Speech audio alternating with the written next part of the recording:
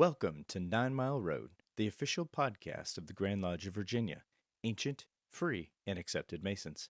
I'm your host, Worshipful Brother Jason Himsey. Each episode, we sit down with lodge leaders, scholars, and community guests to explore Masonic history, leadership, lodge best practices, and issues that matter to Masons, and to curious listeners beyond the craft. Whether you're a brother, a family member, or simply interested in what Freemasonry stands for, you're welcome here. Now, let's begin. Greetings, I'm Worshipful Brother Jason Himsey, and today on the 9 Mile Road podcast, I have with me Right Worshipful Gino Williams, who's been appointed by the Grand Master to be the liaison between the Grand Line and the Board of Directors for the Museum and Library here in the Grand Lodge of Virginia. And today we are meeting you here in the library. Right Worshipful. Yes, sir. What is the history of the museum and the library? Well, the museum and library has been here for a while, but it has been mainly a collection facility as opposed to a display facility.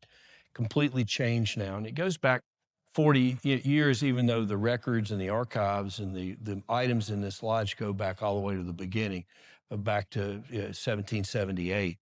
And so we are a collection of archives and artifacts that transcend the history of Freemasonry in Virginia. You know, I heard that we have a new curator. What can you tell me about her?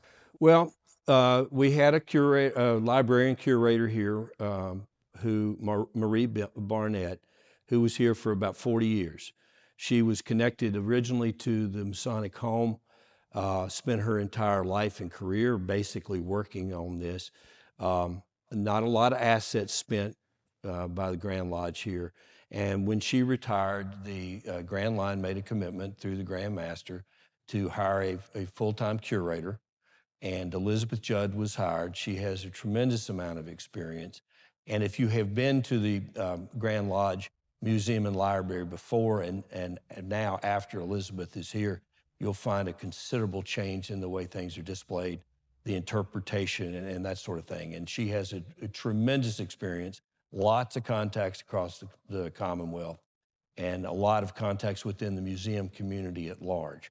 So it's been a change. I think you can see that from the way the things are displayed in here now as opposed to where we were at before. Definitely a beautiful touch. Just walking around, it's amazing. Every brother in Virginia should come check it out. I think so. It's been fun, and there's always something new that's being discovered in the records and in the boxes and in storage, telling the story of Freemasonry in Virginia. What would you say is the greatest need for the museum and library right now? Well, ultimately, it's funding. We probably could use a second person here to free Liz up to do some grant writing and the kinds of things I think she can do. Volunteer docents would be great, and people that are interested in helping preserve the history of Freemasonry in Virginia. We treated this as started from ground zero. And in 12 months, she has changed the nature of the displays and what we're able to show in that history. Great. How are the operations funded here in the library? Well, the brethren have been paying 50 cents of their dues as a contribution towards what we spend. There's been other money spent. There's been donations. Obviously, there's been a dues increase that will go into effect that will help fund this, basically covering Liz's position. Okay. There is a little bit of money, but we're going to be actively raising funds, both through grants and eventually looking for perhaps somebody that wants to put their name on the museum and endow the material here.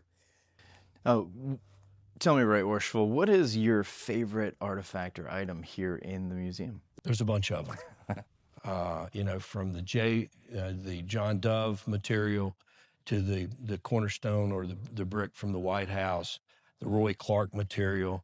One of the Grand Masters particularly likes the Wooten desk that's back there that the Grand Secretary used. So there's a whole lot of items here. I could see how it would be a struggle just walking around the museum. There's a lot of neat and unique pieces here that are part of our fraternity. Right Worshipful. So are there any specific pieces here in the museum that are missing that you might need help locating? Brother Leonard Rowe would be yelling at me if I didn't talk about it. We've got missing portraits of Grand Masters from basically around the War of 1812. There were originally 15 of them missing. Brother Rowe has come up with 5 of those, and so we've got these gaps, and it would be nice to fill those portraits in. You know, these were all prominent people in Virginia, and so we think they're out there. They may have actually been removed from the Grand Lodge around the time the British were coming up to Chesapeake, and may have been stored somewhere, but it would be good to fill those in. That's something that he's working on, and I think it would be good to take care of if we could do that. Great. And finally, what do you see as the future of the museum and library? Well, you know, obviously we want to continue to collect the artifacts and make sure that the story of Freemasonry is available here. We want to be able to go on the road with it to the lodges as they're celebrating anniversaries or having special programs where we can package up a box of material that's directed to that lodge or that particular area, and we can put some of that on the road so the brethren can be sharing it out there in the rest of Virginia, so that they don't have to come here for all of it, even though we recommend, particularly on Family Day, they come down and enjoy a lot of that part of it. Well, that's a great idea, Right Worshipful. And if I could just make a plug for the museum with the brethren, particularly the brethren here in Virginia. If you know of any artifacts in your collections, in your lodges, that you feel merit being held in perpetuity to honor the craft, certainly reach out to Right Worshipful Williams here and see if there's a place for it here. Yeah, one of the things too is that one of the things we want to do as we go forward is to be able to help lodges with restoration information, identifying things that are important. I mean, we stumble on things here all the time. That's one of the things that Liz and the Grand Secretary are constantly letting me know they found something, because they know I'm very interested in that part of it. And we never know what important thing is here. There is a particular piece here that was in the collection and displayed for years in a corner. And those who had been here before would remember we had a set of dishes from Fairfax Lodge. Pretty neat, you know, in terms of that part of it. But in the corner of that display, there was this little portrait, a pencil sketch of Washington going to lay the cornerstone when he was marching with Alexander Lodge 22 to lay the cornerstone of the Capitol. And it is a Benjamin Latrobe piece, who was, of course, the architect of the Capitol. And it was just sitting in there. And you know, we stumble on things. Some of it is just we've got so many things we don't know all the history of it.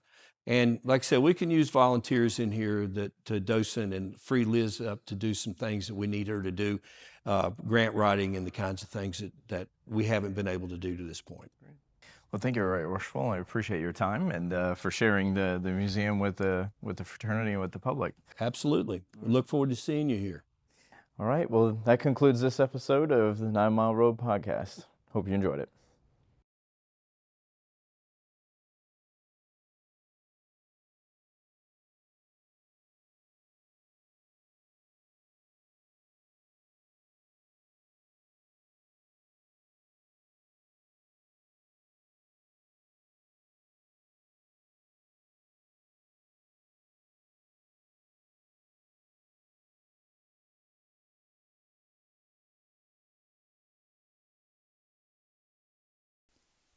Thank you for joining us on this episode of 9 Mile Road, the official podcast of the Grand Lodge of Virginia, ancient, free, and accepted Masons.